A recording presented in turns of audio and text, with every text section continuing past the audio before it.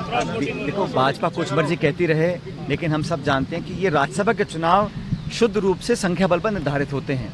ये अफवाहों पर या क्लेम पर या प्रलोभन पर कोई समझ नहीं होता। हमारा जो कैंडिडेट्स हैं वो हमारे विधायकों की जो स्ट्रेंथ है उसके आधार पर आला कमान ने यहाँ पर भेजे थे, और तीनों कैंडिडेट, मैं फिर रिपीट करना चाहता हूँ, हमारे तीनों कैंडिडेट अच्छे वोटों के साथ जीत कर जाएंगे और राजस्थान की आवाज़ को बुलंद करेंगे दिल्ली के। नमस्कार, मैं कशिश और स्वागत है आपका नेक्स्ट टाइम न्यूज पे। इस रिपोर्ट में बात करें हम सचिन पायलट को लेकर। जी हाँ, बता दें कि जब से राजस्थान की सियासत गरमाई है तो लगातार सचिन पायलट का नाम सुर्खियों में बना हुआ है, क्योंकि एक तरफ कहना है कि सचिन पायलट ही मुख्यमंत्री बने तो दूसरी तरफ लोग अशोक गहलोत से यहाँ पर इस्तीफा मांग रहे हैं।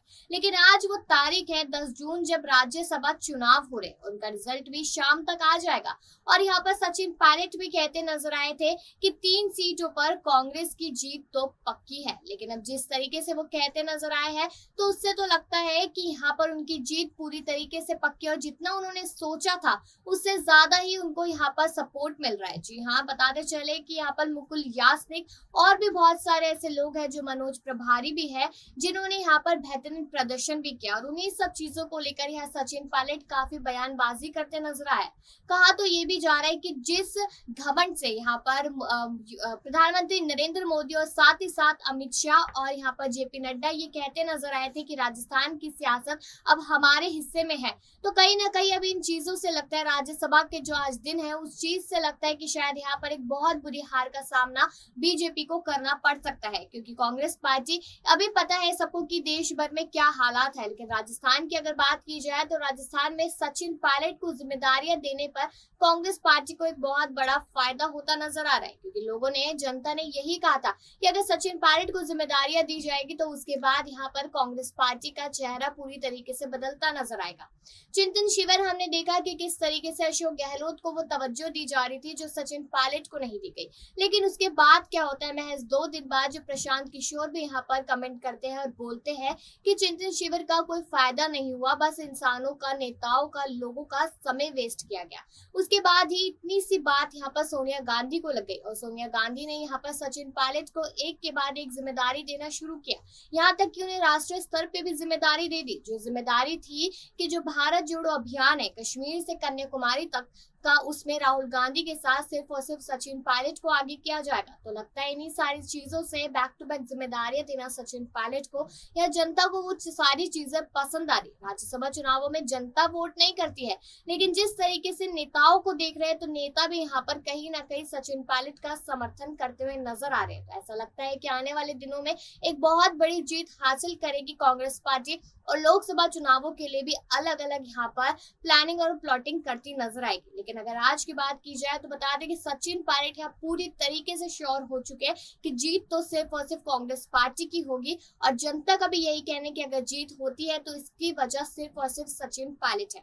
तो चलिए आपको इस वीडियो में सुनाते हैं कि सचिन पायलट अपनी जीत का जश्न कैसे मनाते हुए दिखाई दे रहे हैं। देखो, भाजपा कुछ मर्जी कहती रहे, लेकिन हम सब जानते हैं कि ये राज्यसभा के चुनाव शुद्ध रूप से संख्या बल पर निर्धारित होते हैं।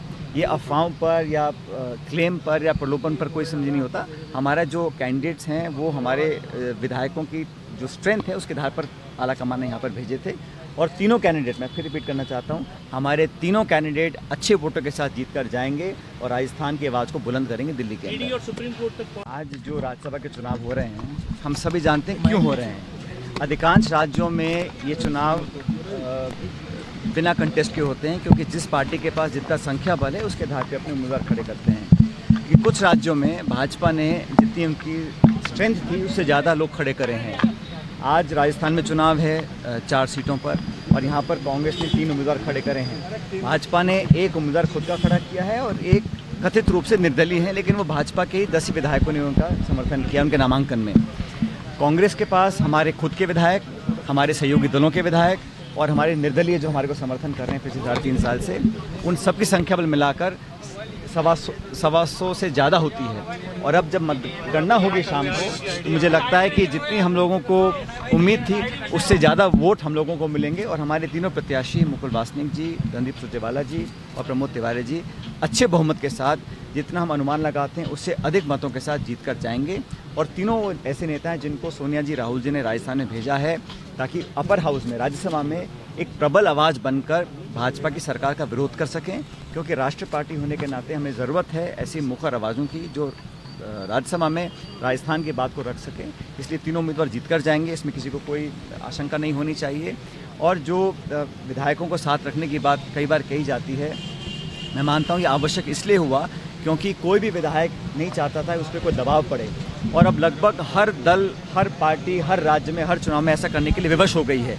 ये परंपराएं पहले नहीं थी, लेकिन दुर्भाग्यवश ऐसी स्थिति पैदा हुई है पिछले 5-7 सालों में देश में कि अनावश्यक दबाव बनाया जाता है। तो अपनी इच्छा से सब विधायक ने ये चाहा कि हम इकट्ठा रहें, हम सब इकट्ठा रहे। 5-6 दिन उदयपुर में, कल जयपुर आ गए थे, लेकिन अच्छे माहौल में एकजुटता से सभी विधायकों ने अपना वोट आज वो कास्ट कर रहे हैं। शाम तक मतगणना हो जाएगी और राजस्थान में कांग्रेस की तीनों हमारे उम्मीदवार भारी मतों से जीत कर जाएंगे। बीजेपी जो एजेंसीज हैं, वो इनकम टैक्स है, ईडी है, सीबीआई है, तमाम एजेंसीज का खुलकर अब दुरुपयोग हो रहा है।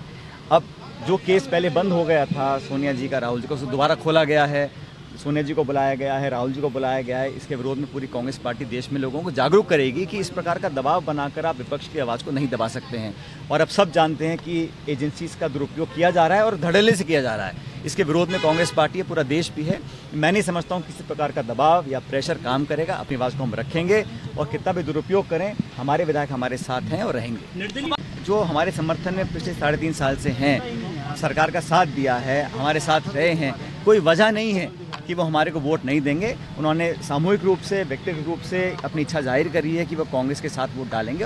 और सभी विधायक हैं जो निर्दलीय हैं, उनमें से एक ने भी सुभाष चंद्र जी के प्रपोजल नहीं बने हैं, वो कांग्रेस के साथ थे और रहेंगे। Congress party will win with more than expected votes. Rajya Sabha elections are a pure response to how many assembly members we have in the state. We have more than enough numbers to secure 3 Rajya Sabha seats. Unfortunately, BJP has put up one candidate and supported another independent. But no matter how much they try, no matter what pressure and what allurements one might come forward with, the Congress party candidates will win in Haryana and in Rajasthan.